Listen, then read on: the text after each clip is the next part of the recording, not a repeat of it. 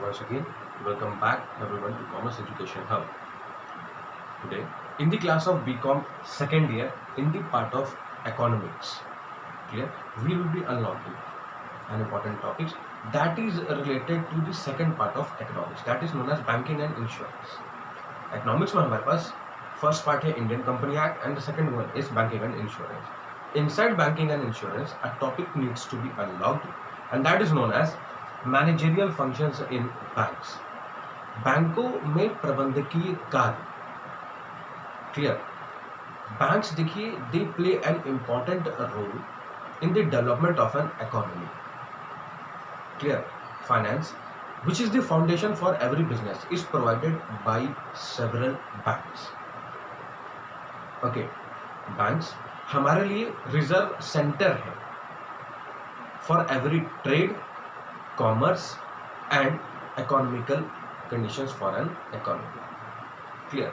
हमारे देश की अर्थव्यवस्था पर बैंक्स का एक बहुत ही बड़ा रोल होता है, जिसमें वो फाइनेंस प्रोवाइड करके क्रेडिट्स के माध्यम से साथ ही साथ मोबिलाइजेशन करके फाइनेंसर्स को हर एक व्यापार, स्मॉल, मिडिल और लार्ज स्केल और साथ ही साथ ट्रेड, इन दोनों को डेवलप करना और इन पे आने वाली किसी प्रकार की फाइनेंशियल बैरियर्स को दूर करना बैंक्स के लिए मेन एम होता है.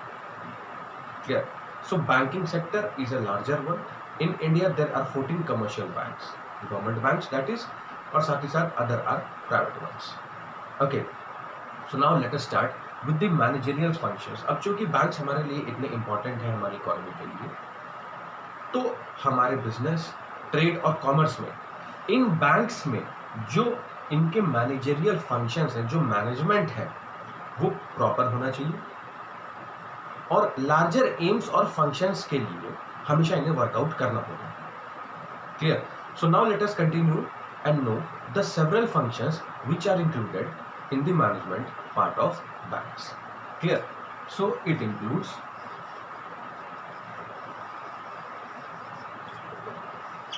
सबसे पहला देखिए जो फंक्शन है वो है आपका डिपॉजिट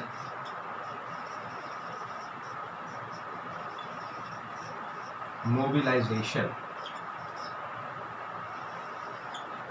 क्लियर. डिपॉजिट मोबिलाइजेशन में देखिए दो पार्ट्स आते हैं. सबसे पहला जो हमारी सेविंग स्कीम्स हैं,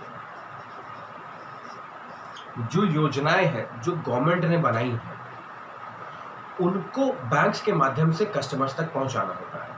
तो ये देखना कि वह सही तरीके से हमारे ग्राहकों तक, हमारे कस्टमर्स तक पहुंचे, किसका कार्य है? मैनेजमेंट का, प्रबंध का कार्य. ओके, सो ये तो हो गया आपका डिपॉजिट मोबिलाइजेशन में सेविंग स्कीम्स सबसे पहले. और दूसरा आता है आपका यहाँ पर इंप्रूविंग बैंकिंग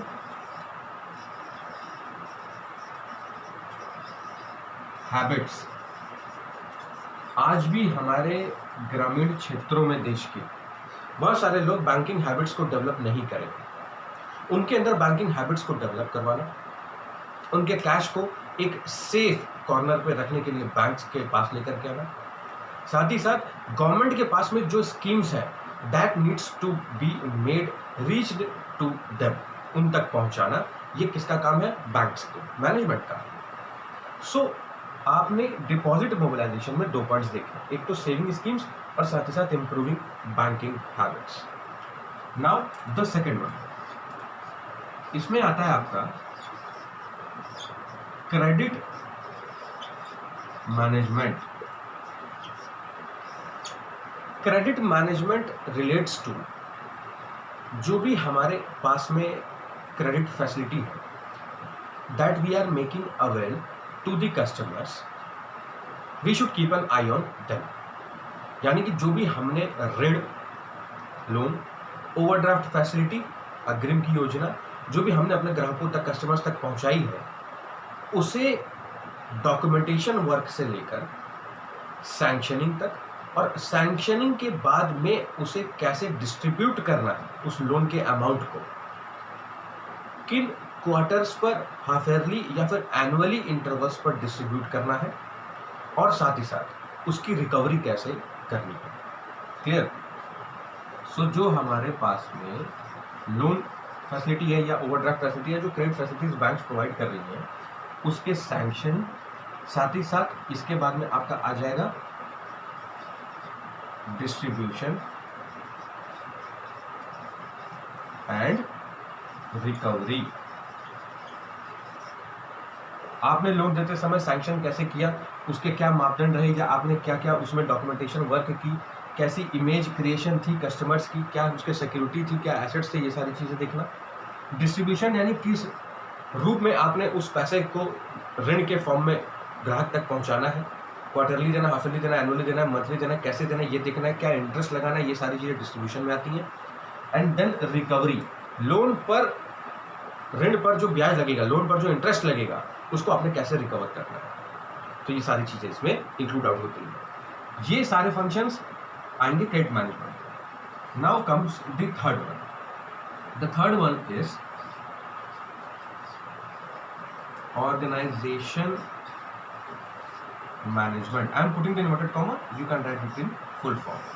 अब ये ऑर्गेनाइजेशन फंक्शंस क्या है, इनके अंतर्गत इट इंक्लूड्स जो भी बैंक्स में हमारे एम्प्लॉयज हैं उनके लिए एक पॉजिटिव और आप कह सकते हैं इनोवेटिव वर्किंग एनवायरनमेंट बिल्डअप करना। इंसान जिस माहौल में काम कर रहा है वो प्रेशराइज्ड नहीं होना चाहिए। बैंक्स एक ऐसी जगह है जहां पर आप देखिए बिजनेस पर्सन्स, सेविंग्स पर्सन्स, और साथ ही साथ आपके रूरल सेक्टर्स, अर्बन एरियाज, हर जगह का व्यक्ति वहाँ रीच आउट होता है बहुत सारी फैसिलिटीज़ को अवेल करने के लिए। भाई क्योंकि उनकी जो सेफ कॉर्नर्स हैं वो बैंक्स हैं, वो बैंक्स पर ट्रस्ट कर रहा है, तो जाहिर सी बात है वर्कलोड ज़्यादा बढ़ेगा बैंक्स में। तो एम्प्लॉयज़ के लिए पॉजिटिव वर्क एनवायरनमेंट होना चाहिए, उनके ट्रेनिंग टाइमली, उनके डेवलपमेंट ऑफ स्किल्स, जो स्किल्स उनके पास नहीं है उनको वो प्रोवाइड करना, या जो उनके पास है उन्हें डेवलप करना, और साथ ही साथ उनके प्रमोशन, उनके ट्रांसफर्स, ये सारी चीज़ें आपकी आती हैं ऑर्गेनाइजेशन मैनेजमेंट के अंतर्गत, जिसे देखना होता है हमारे प्रबंध को, यानी कि हमारे मैनेजमेंट को। क्लियर? अब आता है आपका the last one, and that is known as legal management. Legal management में साहब आपके पास में आ जाता है यहाँ पर जो भी लीगल डॉक्यूमेंट्स हैं हमारे कस्टमर्स के, साथ ही साथ जो आपके लॉकर फैसिलिटी आप उन्हें दे रहे हो, एंड अलॉन्ग विद दैट जो उनके एसेट्स हैं उनको एज अ सिक्योरिटी आपने कितने सेफली और कितने आप कह सकते हैं कि प्रॉपर मैनेजमेंट के साथ में हैंडल आउट किया हुआ है।